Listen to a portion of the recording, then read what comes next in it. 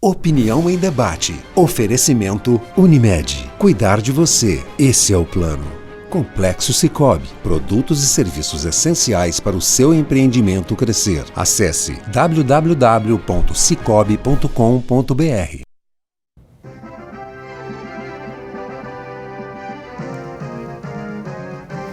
Muito boa noite, telespectadores.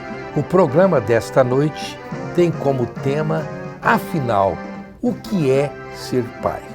E para isso, nós estamos aqui com papais de diferentes idades e diferentes concepções do mundo.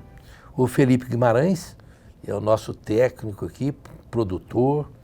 Segundo o nosso querido cinegrafista aqui, ele faz de tudo e mais um pouco para ser um bom pai. O senhor Jair Rosa, que é aposentado, já é pai, avô, bisavô e bisavô. Ele está me falando aqui que ele também é bisavô.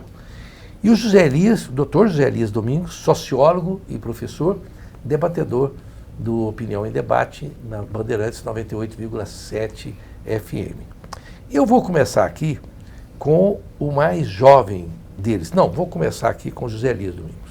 José Elias, porque o José Elias é um papai novo, né? Muito consciente. Bom, afinal, o que é ser pai para você? Olá, Rosenval, boa noite, colegas de bancada, boa noite a todos que estão nos assistindo. Essa pergunta a gente vem fazendo, né? A humanidade vem fazendo essa pergunta durante muitos anos. Porque a figura paterna é uma figura que vem se transformando ao longo da história. Então não existe uma definição precisa do que é ser pai. A configuração da paternidade, ela muda com o tempo, ela muda com as convivências, ela muda com a sociabilidade, ela muda com aspectos religiosos, ela muda com o ponto de vista de referência de família, sabe? Mas basicamente a gente pode resumir como paternidade vinculada não ao complemento, mas a um conluio junto com a maternidade no sentido do processo de socialização.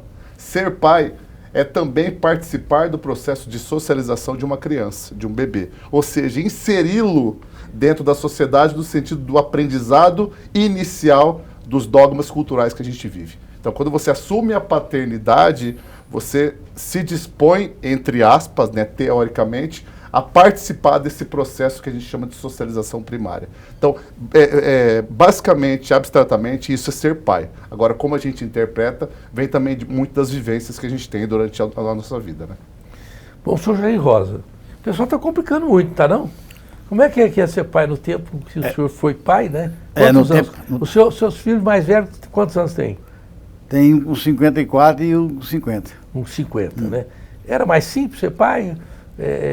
Como é que era ali? Como é que o senhor acha que é ser pai? Do alto da sua experiência de vida. É um sonho que a gente traz na vida, de adolescente, que casa, né? Que quer ser realizado. E para mim foi meu significado de ser pai. Eu tenho 2 filhos, né? Então é o seguinte,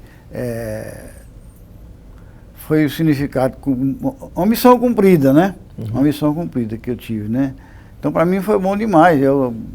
Quando meu pai a gente era pequeno, os pais eram mais rígidos. Ixi, o pai, só do pai não olhar pra gente assim, a gente sabia o que o pai queria, a gente, né? O pai chamava fulano, aí você fala, senhor, hoje o filho parece que está em cima do pai, o pai chama o filho assim, mudou o tipo de tratamento, né? Se eu falasse o que pro meu pai?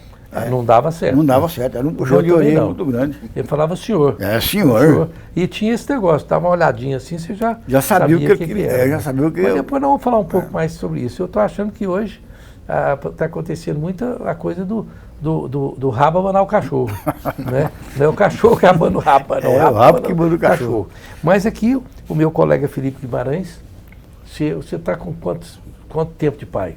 De pai eu estou com 4 anos. 4 anos. Então, não é pai tão jovem quanto o meu amigo José Elias Domingos, doutor José Elias Domingos, que o senhor ia estar com 1 ano, né? 1 ano e 10 meses. Mas eu entrei na paternidade um pouco tardiamente, né? Sim. Virei pai com 38 para 39. Tive essa ideia maluca. Já estava meio que querendo aposentar, já resolvi ser pai. Ser pai. Então eu devo ser mais amalucado do que nunca, né? Porque eu tive até as minhas meninas, tem 11 anos, as gêmeas, né? Quer dizer, eu já tinha 3 aí, a maluquei geral, mas não é maluquice, não, é maluquice muito interessante. Eu vou falar depois da minha experiência também sobre isso. Mas e você, Felipe Guimarães, o que você acha? O que você acha que é ser pai? No meu caso, para mim é uma novidade todo dia, porque assim, eu fui criado por mãe solteira, então nunca tive a figura paterna presente na minha vida, então para mim é muito complicado, é uma luta, é um aprendizado mútuo ali que todo dia a gente tenta acertar, mas acaba errando e o tempo inteiro a gente tenta, como se diz, ensinar e acaba que você está aprendendo no processo e é muito complicado, mas é uma coisa que só quem é pai, só quem tem um filho vai saber, que é uma luta muito gratificante. Mas você quis ser pai? Quis. No meu caso, eu preferia ser pai mais tarde, mas minha esposa, ela é um pouco mais velha que eu, ela queria ser mãe antes dos 30. E aí ela já acelerou o processo, no então caso. você queria ser o Zé Elias. Não, mas um pouco mais de preparo. Que coisa interessante essa. Bom, sempre que eu falo isso, falei para minha filha uma vez perguntou, pai, você sempre quis ser pai? Eu falei, nunca. Ela falou, imagina se quisesse, né? Porque tem 5, não quis. Não quis ser pai, tem 5. Ela falou, se quisesse, tinha 30, né? Mas você sabe que às vezes é isso, mas por que você falou aí, Zé Elias, que foi uma maluquice? Porque é o seguinte, nossa sociedade atual é uma sociedade que demanda muito um grande período de tempo para a transição entre o que significa ser jovem e ser adulto. Então hoje a gente tem, por exemplo, na atualidade brasileira, 1/4 dos jovens brasileiros, eles não sabem muito bem o que fazer. Então, outrora não existia essa transição, né? Assim, não existia juventude. Você era criança e automaticamente você virava adulto. E o que fazia você transitar? 2 coisas, matrimônio e trabalho. Hoje muitos jovens têm dificuldade para se inserir no mercado de trabalho, ou eles se inserem de uma maneira muito brutal e acabam trabalhando muito tempo, porque precisam juntar dinheiro, precisam se estabelecer individualmente, e eles acabam prolongando a ideia de constituir uma família, vamos dizer assim. E a família não necessariamente incorre na paternidade. Então, há uma tendência no Brasil e no mundo as pessoas se tornarem mães e pais mais velhos. Então, etariamente, essa régua aumentou. Claro, isso não significa que isso seja bom ou ruim. Depende das gerações. E um indício claro disso é que as pessoas de antigamente, elas tinham mais filhos. Hoje é difícil você casar um casal que tenha 3, 4 filhos. E muito disso não está na ideia de você não querer despejar amor em alguém. Porque paternidade e amor andam de maneira simbiótica, né? Sim. Não dá para desvincular paternidade e maternidade de amor. Mas não é que você não queira ter tantos filhos porque você não tem amor para dar. Não é isso, é que as pessoas pensam, poxa, se eu tiver mais filhos, eu vou onerar o meu tempo de trabalho, eu vou onerar o tempo que eu tenho para poder me dedicar à minha carreira, o tempo que eu tenho para me dedicar ao meu relacionamento. Então é uma tendência atual, sabe? Eu acabei virando pai, me tornando pai concretamente bem tarde e eu não tinha essa pretensão. Eu não fui criado por uma mãe solteira também, e eu não tinha essa visão de que necessariamente eu precisava ser pai. Né? Porque também tem um pai aí que eu chamo pai de proveta, certo? Mas não é do laboratório. Ele é um pai de proveta humano, vivo, e que teve relação. O que é o pai de proveta para mim? É aquele cara que só faz o filho, meu. Ele só entra com esperma. E às vezes ele não quer nem saber. Eu conheço pai que fala, não, eu não quero nem saber. Eu não quero nem ver meu filho, não vi. E some. Faz um filho num estado e vai morar no outro, né? Esse é um pai que foge, assim, aquele padrão, por dizer, esse não é ser pai, é ser doador de esperma.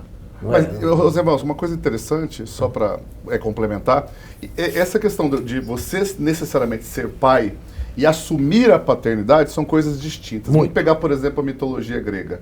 Tem 2 figuras centrais ali que explicam muito bem isso. A gente pega Urano. Tá, Urano, ele teve um filho, ele se casou com a Geia, né? Ele foi feito por parentegenese, que é uma coisa que não tinha procriação. Ele se une a Geia e tem vários filhos. vários filhos. Mas a Géia reclamava muito de Urano porque ele só tinha filho. Ele não queria assumir a responsabilidade de cuidar dos filhos. A Géia, extremamente cansada de cuidar dos filhos e Urano não preocupado, convenceu um dos filhos dele, Cronos, a castrá-lo, a matá-lo.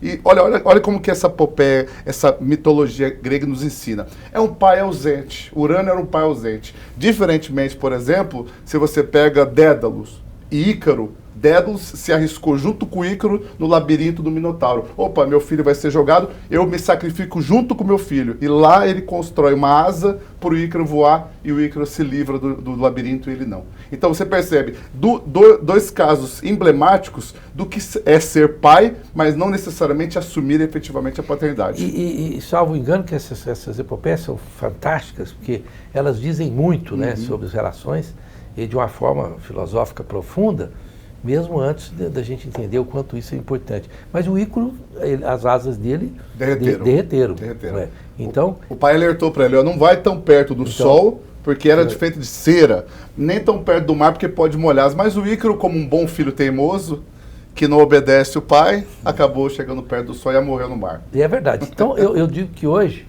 por que nós vamos falar no próximo bloco sobre isso, mas tem filhos que eles não acreditam, não vai derreter nada. Fala, cuidado, não se meta com isso, não se meta com aquilo, que você vai se chamuscar. Eles preferem fazer a coisa errada, não ouve o pai, e as asas derretem, e eles vão para onde? No precipício, no que não é importante. Mas nós vamos falar sobre isso aqui, com cada um desses personagens tão distintos, que tiveram filhos em diferentes ocasiões. Lembrando que a Unimed cuida da minha família e vai cuidar da sua também. Os pais que podem, são conscientes, vão fazer um seguro de saúde para os seus filhos com a Unimed. E o Dr. Carlos Bandeira é um odontólogo especialista também, um grande abraço, Dr. Carlos Bandeira, nesse domingo que vem agora, Dia dos Pais, e o telefone dele é o 3281-0647. E ser pai é pensar em levar os filhos no odontólogo também. Se fica aí fazendo neném, neném dá trabalho, tem que levar no odontólogo, tem que levar em muitos lugares que você nem pensava que devia ter. Tem gente que nem sabe o quanto custa um filho e o quanto um filho tem que ir em várias coisas, senão não vai ser um ser humano saudável. E na ponta você vai sofrer muito com isso. E você pode dar para o seu filho também esta água, que tem o menor índice de teor de sódio do mundo, além de ter um sabor agradável, que é a nossa querida Levite. Telefone 3255-9626.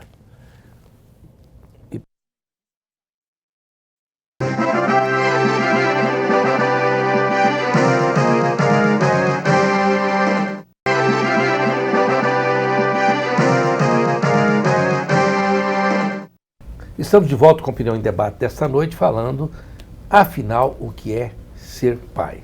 Mas eu quero registrar aqui a presença da Areda Marcório, muito simpática, que está no nosso estúdio. Ela tem uma pegada, o Zé Elias que gosta disso também, ela tem uma empresa que faz aventura. Chama Adventures, é isso? Isso, Elas Aventuras. Elas Aventuras, mas aceita eles também. Também, com certeza. Para trocar o pneu. A família toda, para trocar o pneu, não é? Tá certo.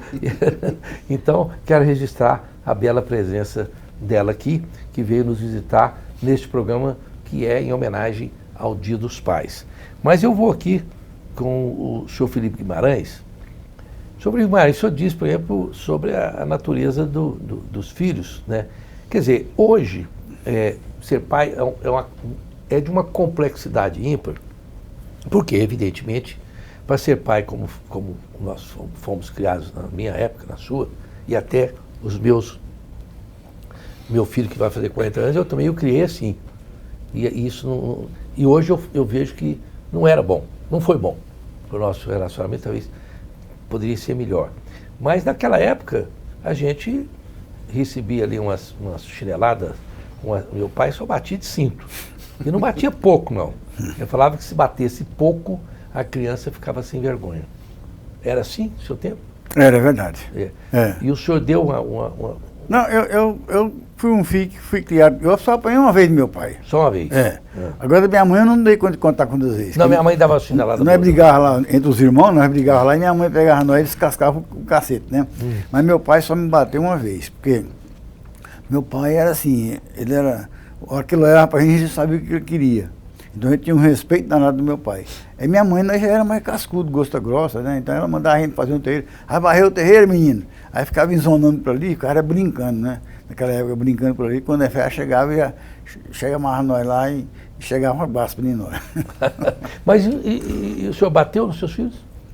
Não, eu criei os dois meninos meus, eu não tenho, assim, às vezes algum puxãozinho de orelha eu dei, mas eu nunca peguei esse de correr, não. Não. Não, eu fui um pai que eu nunca bati nos meus meninos, não. Meus meninos até que não deu muito trabalho, não, assim. Mas se precisasse, eu sabia que o senhor batia. Se precisasse, às vezes eu batia, né? Mas eu sentava, conversava com eles, a mãe também era muito generosa, né? Como ela é até hoje, a mãe deles.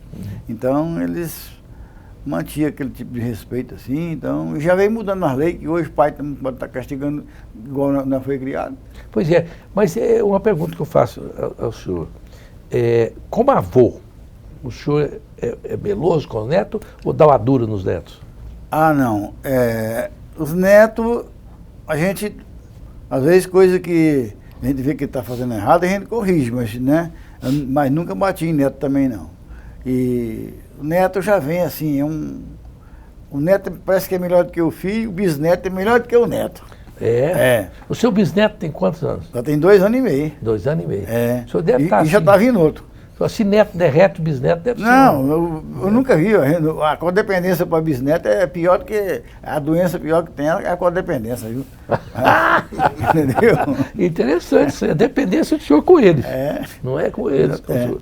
Mas vamos aqui, Felipe Guimarães. E aí, quais são os perrengues? Como é que você está criando? Você vê lá o seu filho, você é capaz de dar uma palmada nele, alguma coisa? Não precisa. Não, ele é custoso, ele é bastante custoso, agitado o tempo inteiro.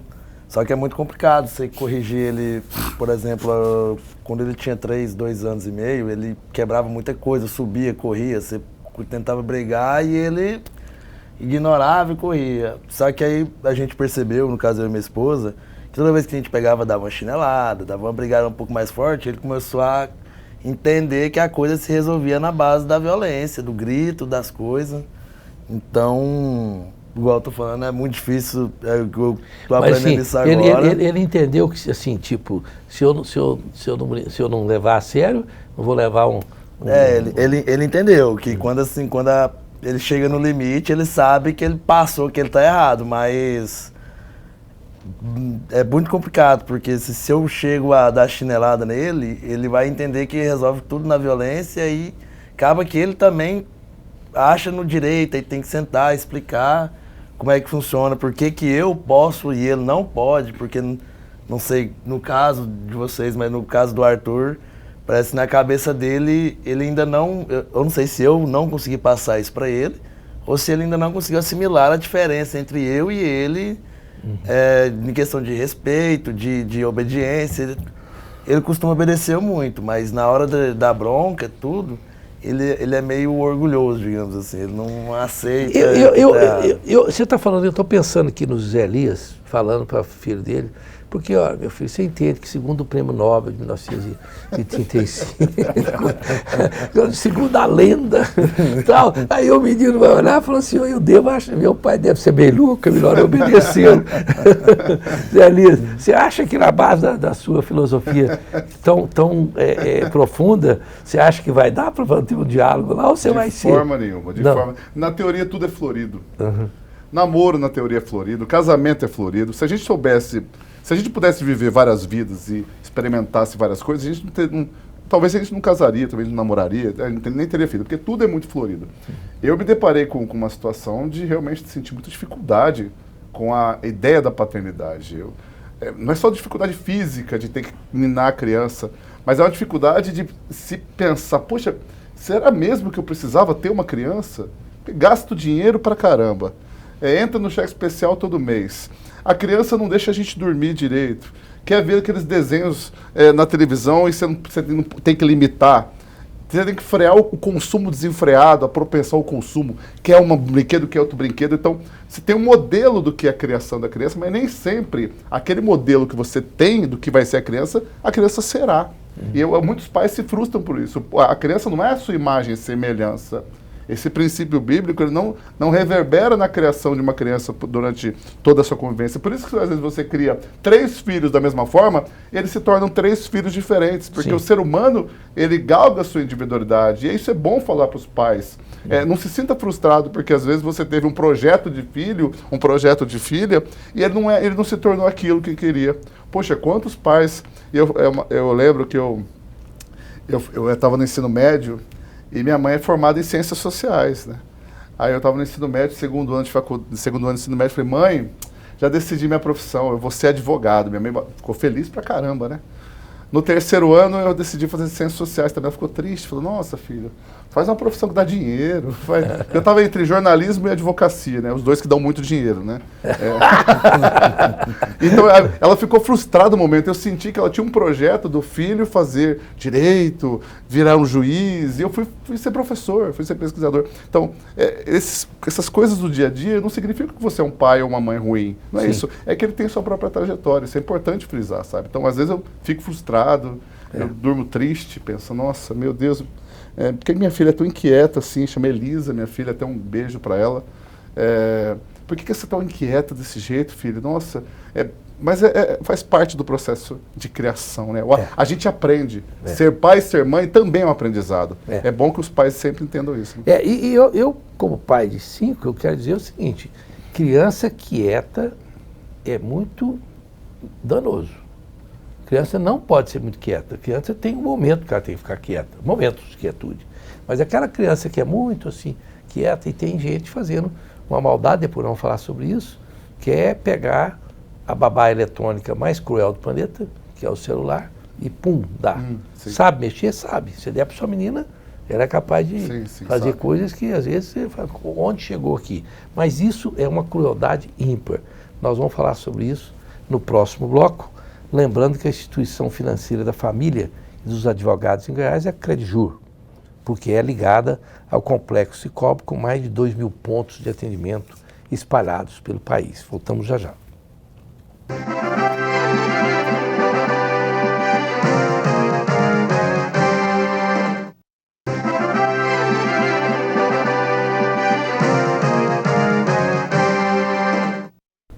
Estamos de volta com Opinião em Debate com o tema, afinal, o que é ser pai?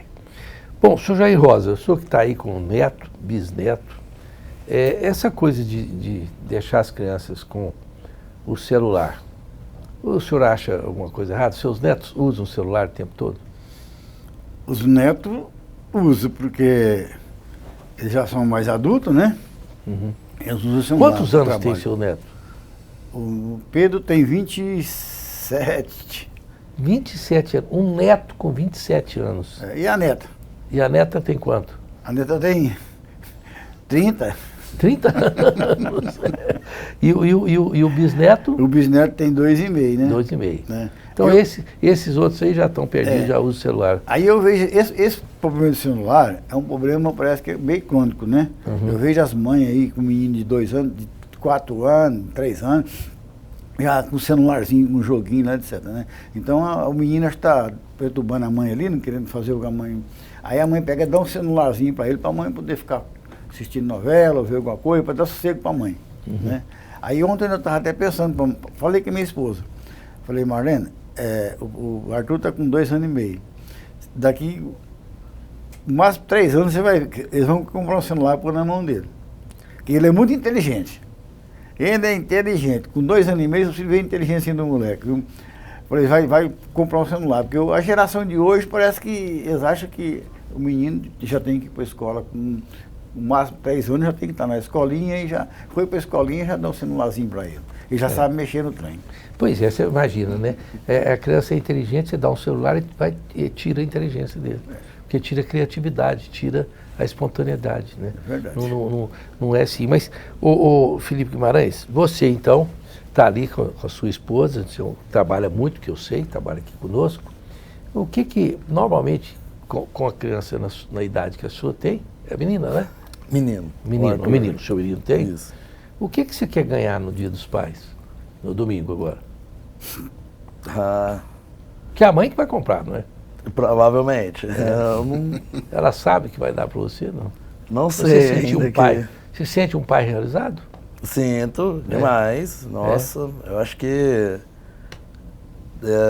antes de eu ser pai, eu acho que isso é um consenso em todo mundo que é um pai que está presente, acompanhando o desenvolvimento. Acho que não existe nem como explicar a sensação de você ver, você chegar em casa depois de um dia de trabalho, na rotina, por exemplo, eu tenho 14 horas de trabalho, eu chego em casa, ele me abraça, ele quer contar como que foi o dia dele na escola, ele quer falar o que ele fez e tudo para ele é uma festa, ele não quer conversar comigo, quer interagir comigo o tempo inteiro, então assim, não tem nem como descrever, e cada coisinha que ele faz, você pensa, nossa, ele é um gênio, esse menino aí vai ser, puta, ele é o mais inteligente do mundo. Você todo pai acha que o menino é gênio. Eu tinha um amigo meu, ele morro de rir, ele é o dono do Preveste, o Kaique.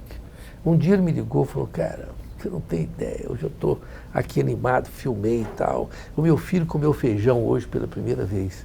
Eu falei, seu filho é um gênio, leva ele no Silvio Santos, é fantástico. Comeu feijão, meu. E ele todo entusiasmado, porque o menino tinha comido feijão pela primeira vez. Eu nunca consegui ser um pai assim tão entusiasmado desse jeito. Mas a pergunta que não quer calar, Zé Elias, você, então, você se arrepende? Se tivesse uma bola de cristal, alguma coisa, uma lâmpada mágica, você poderia voltar a não ter sido pai, você faria isso? Não? Não, muito, eu entendo muitas vezes a frustração de mulheres, de homens que pensam, atrelado a essa rotina do dia a dia, que o que é muito gratificante na nossa vida não vem fácil. Não. O amor não vem fácil, o casamento não é fácil. As pessoas, eu vou casar, casei. O que destrói o casamento é você achar que a convivência ela é simples, não é. E a criação de uma criança também é muito difícil. Ainda mais na figura paterna. Não estou dizendo que a criação de mãe seja menos difícil. É mais emblemática. É esse o ponto. Às vezes eu fico pensando, poxa, a minha esposa, a gente mora longe, tá? Ela mora aqui em Goiânia, mora em São Paulo, eu fico nesse bate e volta, então ela tem um pai à distância, um pai meio termo. Né? E às vezes eu fico pensando, nossa, a minha filha, ela vive muitas vezes um pai simbólico. Então, pera um pouquinho. Tem 3 tipos de pais, né? A gente pode até pegar um pouco na psicanálise, que isso é muito interessante. O pai real, que é o que você vive. O pai imagitético, o pai imaginário, é aquele pai que você idealiza, que as pessoas idealizam. O que é a figura do pai? Então você idealiza uma figura do que é ser pai. A criança tem essa capacidade de idealizar. E o pai simbólico é aquela referência que o bebê começa a se desenvolver quando ela se desprende da mãe. Detalhe, o bebê e a mãe têm uma ligação automática, que é chamada de falo, né? A mãe tem uma conexão com a criança e a mãe tem dificuldade para se desconectar. A mãe precisa se desconectar da criança. E aí a hora que a criança percebe que ela tem que seguir a mãe. E o pai simbólico é aquele pai que vai vir como um suplemento. Ele está ali para dar o apoio nessa disposição de desprendimento, filho e mãe. Já viu muitas mães que parece que o mundo dela só gira ao redor da criança? A maioria. Ela tem dificuldade de lidar com o rompimento do falo. Ela precisa entender que a vida dela continua, tem profissão, etc. e tal. Então, você falou do celular, é muito interessante. Quantas crianças, simbolicamente, acabam substituindo uma figura de cuidado, de orientação, de afeto, paterna por um celular.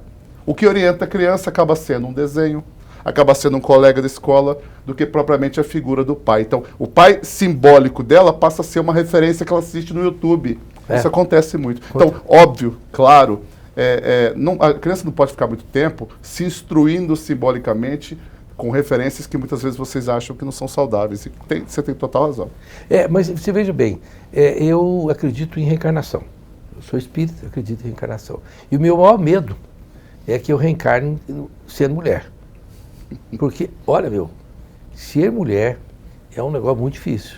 Né? Primeiro que você carrega no ventre uma coisa viva, né? Que eu acho que não é coisa. E depois, ser mãe é um negócio tão forte ali, que eu fico pensando, se a gente tivesse como pai, né, se aquilo fosse ser aquilo ali, parece que é uma responsabilidade tão pesada, uma coisa tão assim, indissolúvel, que você assusta para mim. Ô Zé Val, mas é sempre bom frisar. Ser pai, a figura paterna, não significa necessariamente a manutenção do matrimônio, tá? Não. Isso é muito importante. Você falou isso, isso é muito importante. Muito importante. Então, assim, você está se divorciando, os filhos, os jovens que estão assistindo a gente, você tem pais divorciados, não significa que você vai perder o seu pai. Não. Tá? É totalmente distinto. Há uma tendência, muitas vezes, de divorciar, porque as pessoas querem constituir outras famílias, vamos dizer, viver outras vidas. Mas o pai não é aquele que está na certidão de nascimento, não. Nem muito menos aquele que está casado com a sua mãe, mas ele não te dá atenção. A figura paterna é uma figura que ela pode estar presente mesmo diante da separação dos pais. Isso é importante frisar. Você pode ser pai mesmo você se separando da sua esposa, da sua ex-esposa. Não abdique desse papel, que ele é extremamente importante. E você pode ser um bom pai. Inclusive, você pode ser um excelente pai e merecer um breve presente nesse domingo agora, e merecer todo esse epiteto de ser pai, não sendo pai biológico. Isso é muito forte também, não é? A gente tem que ter isso. E eu tenho por mim que a gente acaba ao longo da vida sendo pai para outras pessoas. Eu tenho funcionário meu que eu sou um verdadeiro pai para eles. Grito, falo e torro e quero que vá para frente. E ali eu estou exercendo uma espécie de coisa de paizão, não é verdade? O senhor também já foi pai assim de outras pessoas que senhor Jair, que não era, o senhor dava um de pai, mas não era o pai biológico, não? Não, eu fui pai só dos meus mesmo, então é o seguinte, mas aquele pai assim que teve uma época que eu fiquei assim, frequentava o colégio para poder, reunião de colégio, como tá, os meninos estão estudando, pelo o meu trabalho, a minha esposa acompanhava mais. Ela acompanhava mais, né? Então é o seguinte, mas eu chegava e ela me falava, os meninos estão assim, tirando tá boa. E eu fazia questão de estudar em colégio bom, né?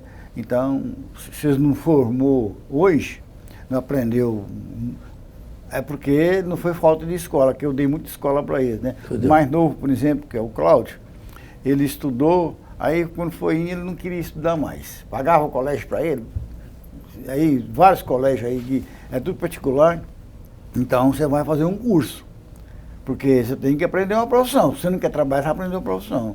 Aí naquela época que tinha Fomago, que era aqui no Santo Canedo, aí nós conseguimos uma vaga para ele lá, ele fez um curso de mecânico lá, de máquina pesada. Hoje ele é um grande profissional, ele atende o Brasil inteiro aí, então ele é conhecido aí com a profissão que ele tem, né? E o outro estudou, fez só o segundo grau e foi trabalhar no Estado, e está no Estado até hoje, né? Mas não tem formatura nenhuma não, só que ele trabalha no Estado, né? Mas todos trabalham. Todos trabalham, todos trabalham. Eu não sei se o senhor pode confessar na televisão, o senhor não teve uns filhos aí, que o senhor nem sabe se teve, que era muito comum na sua época. Não, eu acho que não tem não, porque senão eu tinha cobrança. E a minha mulher já tinha pegado, a minha esposa já tinha mandado eu cascar também. Já tinha mandado cascar. Ela é brava, né? Porque a mulher é brava, né? Tá então, certo. ela tem falado, você pega suas coisas e vai aqui. para outro rumo. Né? Nós vamos para um breve intervalo comercial, voltamos já já.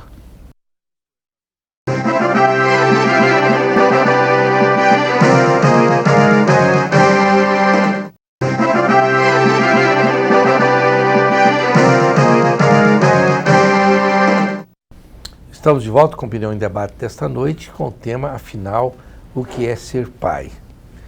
Antes de passar aqui para o Felipe Guimarães, meu colega, eu quero dizer o seguinte: se você quer ser pai, prepare-se. Prepare-se muito bem para ser pai. E depois desse preparo, esqueça que foi preparado para ser pai. Mas não seja pai no espirro do improviso, porque você vai sofrer um pouco mais. Porque há sim uma concepção que você tem que saber no âmbito de você mesmo o que é ser pai. Conversa com outros pais, porque tem muita gente, e isso não é demérito para ninguém, que realmente não quer ser pai. Fala, é uma responsabilidade que eu não quero assumir, porque é uma responsabilidade que você assume pro resto da sua existência. O filho está lá com 40 anos. O senhor tem responsabilidade ainda? O senhor acha que ainda... Filho seu passa um perrengue lá e já tá como os outros que a gente fala em Goiás. Ele é marruqueirado. Marruqueirado. E o senhor ainda dá conselho, ainda se sente na responsabilidade de falar alguma coisa? Dou. Pega no pé. Pega no pé. Pega no pé, porque se eu estiver fazendo coisa errada, ele faz contra a minha vontade, que eu não admito aquilo, porque eu não tive aquela criação. Então entendeu? você tem essa responsabilidade, né? Tem. Felipe Guimarães, você foi pai no espírito do improviso ou você quis ser pai? Igual você pai e tal? Eu quis ser pai, só que não agora. Foi meio no espírito do improviso. Mas eu já estava me preparando já. Você foi pai na marra, não? Não. Na marra, A gente já estava se preparando já. Porque mas tem pai na marra. Tem. Mas a gente estava se preparando para ter. Eu não sabia que ia vir tão rápido. Então a gente se preparou para mais ou menos uns 2 anos para a gente ter, só que veio antes. Então... Que acontece muito, que escapuliu. Não é? Eu não sei como é que a pessoa... Mas pior que agora, com tudo quanto é anticonceptivo, tudo que tem, a pessoa ainda dá. Mas o meu sociólogo, professor, você saiu lendo lá, porque o Minotauro, não sei o quê, tá, vamos fazer isso. Você foi um pai preparado para isso? Ou, na verdade, como diz o outro, aconteceu? Na verdade, eu vim me preparando há um bom tempo, Roseval, justamente pela rejeição. Porque eu não tive um pai presente, né? Eu fui criado por mãe. Minha criação foi matrilinear. Certo. E quando eu era mais novinho, na escola, a gente ia ter reunião de pais e a minha mãe só não tinha pai. Então eram todos com os pais lá e eu me sentia um pouco excluído. Sim. Aí as professoras, quem aqui é filho de pai separado? Levantava a mão e mais um outro, que era o pervertido lá. A gente acabou ficando amigo. E naquela época, quando eu não tinha criação de pai, eu obrigatoriamente tinha que ir no psicólogo, porque era uma orientação. Pô, se você tem uma família desestruturada, você vai ser um moleque desestruturado também. E, no fundo, não foi verdade. Então, toda a minha trajetória foi pautada... Se eu não tive um pai de criação, meu pai não era um cara muito presente, logo você tem uma criação de mãe somente, você vai ser um cara perdido. E não se mostrou. Minha mãe conseguiu criar 3 filhos marmanjões sozinha, numa cidade que ela não conhecia ninguém, e deu muito certo. Então, acho que isso foi uma preparação.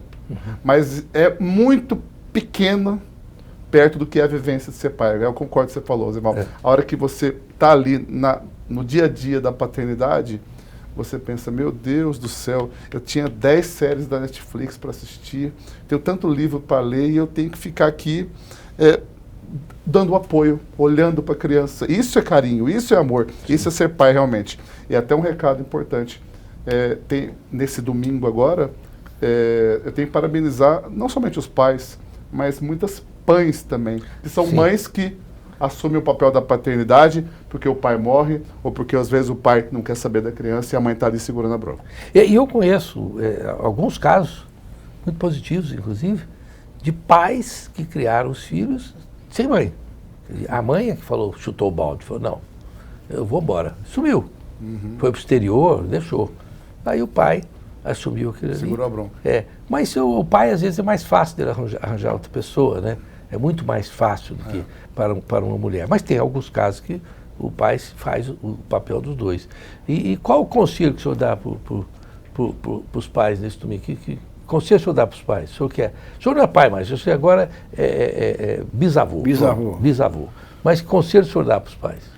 Hoje, no mundo que nós vivemos hoje, os pais têm que estar de olho aberto 24 horas em cima do filho, porque a escola, as drogas estão esparramadas na escola aí. Naquela época que eu comecei, que eu casei, que eu tive os primeiros família, era mais difícil, não existia esse trem, né? A dificuldade era de ter na escola, era muito difícil. Agora hoje não, hoje as escolas estão cheias de coisa ruim aí, então os pais têm que ficar 24 horas alerta com o filho.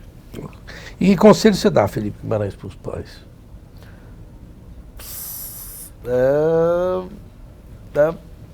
Se preparar e paciência, ter sempre muita paciência, ter um psicológico firme, porque muitas das vezes vai falhar, mas você tem que estar firme ali o tempo inteiro para suprir, para atender, para apoiar, para Você poder mostrar que você tá ali, porque não é fácil ser pai, mas é muito bom.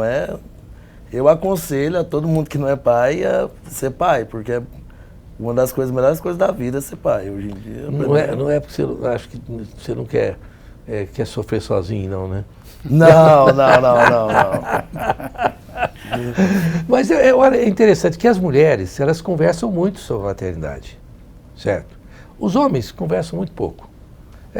O homem mostra o filho e tal, mas eu fico pensando, meu filho tem isso, meu filho me dá trabalho naquilo, o que você fez, onde você vai, como é que você leva em qual odontólogo, você leva em qual... Não, isso acabou sendo o papel da mãe. E o mundo mudou muito e as mães continuam com essa tarefa, que é uma tarefa extremamente difícil, penosa, inclusive. Mas nenhuma mãe admite. Né? Nenhuma mãe fala, nossa senhora, hoje eu estou cansada, eu queria ser solteira, ir para festa, não queria ter menino chorando na minha cabeça.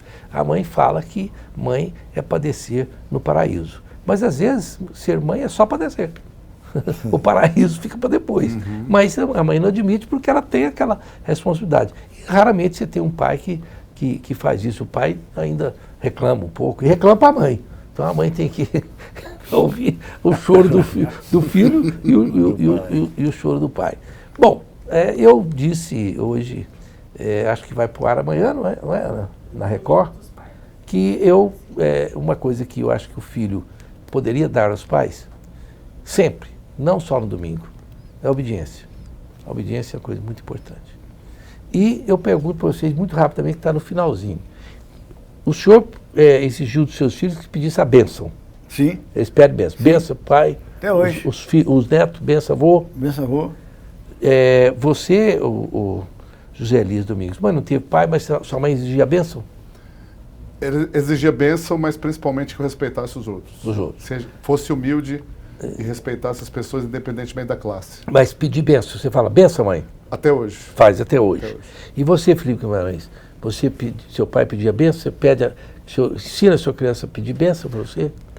Na minha família eu não fui ensinado a ser bênção, até porque eu era mais afastado, mas eu ensino para dormir e quando eu vejo ele, quando eu chego no colégio, a gente tenta ensinar essa parte para ele, para preservar. Então eu vou dizer aqui para os pais e mães o seguinte, principalmente os japoneses, o pessoal tradicional da Itália e outros países, por que é importante você manter a tradição de pedir seu filho para pedir bênção para você? É porque, assim, cognitivamente, o que acontece quando meus filhos sempre vai falando no telefone comigo, oh, pai, pera um pouquinho, pede bênção primeiro. Eu falo, desculpa, pai, bênção. Aí vai falar. O que é isso? Isso no cérebro dá o seguinte, olha, aqui está uma pessoa que você tem que respeitar em primeira mão. Então a bênção é aquela coisa que dá aquele tranco de espera aí. Ao pedir a bênção, exigir a bênção, você está fazendo uma coisa muito boa que é mostrando a hierarquia. Você está dando uma palavra de hierarquia. Portanto, aquelas pessoas que ainda têm tempo e não introduziram a bênção para os seus filhos, façam com que eles peçam a bênção. Porque isso é muito mais do que uma tradição. É uma necessidade para estabelecer a hierarquia. E sem essa hierarquia, eu não acredito. Porque pai que fala, não, eu não sou pai, eu sou amigo do meu filho. Não, não é. Não pode ser. Porque ao amigo, se o Zé Elias falar que vai para a noitada e vai ficar bebendo a noite inteira, misturando bebida, eu falo, tudo bem, é um problema seu, que legal que você fez isso. Mas eu não faço isso com o filho. Então, o amigo você não censura. O filho você vai ter que censurar, para depois não se lamentar. Então, são alguns truquezinhos de ser pai, mas mesmo assim, não vem com o manual que funciona, não. Não tem jeito. Muito obrigado aqui ao Felipe Guimarães, meu colega aqui de televisão, ao senhor Jair Rosa, que já está aí, vai receber um monte de presente, né? Porque tem bisneto. Então, a sua neta preferida disse que vai dar um presentão. Aí eu estou esperando. Ela pediu até um adiantamento para dar esse presente. Se não der, o senhor reclama. E o Zé Elias também, muito obrigado, Zé Elias, por sua presença aqui. Espero você no rádio, que você está muito danado por não estar aí no rádio, né? Até a próxima quinta-feira, se Deus quiser. Amém.